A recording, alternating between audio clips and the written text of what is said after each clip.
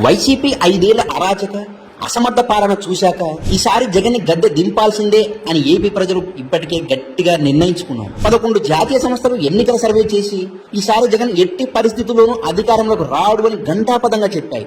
అయినా సరే ఎన్నికల ఫలితాలు వెలువడే జూన్ 4వ తేదీ వరకు మేము నిశ్చింతగా నిద్రపోలేకపోతున్నాం అంటున్నారు ఏపీ జనం. ఎందుకు అంటే 99% జగన్ ఓడిపోతాడు అని తెలిసినా మిగిలిన ఆ 1% అనుమానం జగన్ మళ్ళీ వస్తాడేమో అని భయపెడుతోంది అంటున్నారు. మాహిష్మతి ప్రజలు కాలకేయుడికి భయపడినట్టుగా జగన్ కి ఏపీ ప్రజలు ఎందుకు ఇంతగా భయపడుతున్నారో తెలుసా?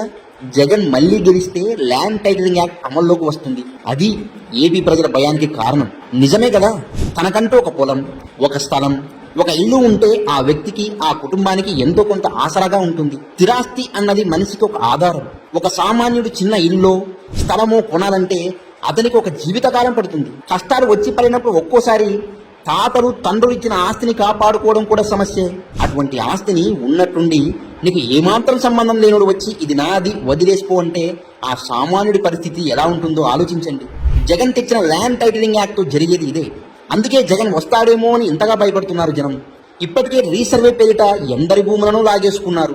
ఇప్పటికే ఏపీలో పరిస్థితి ఎలా ఉందంటే నీ పొలం, నీ స్థలం సరిహద్దులు నిర్ణయించి పాతిన సర్వేరాలపై జగన్ బొమ్మ ఉంది.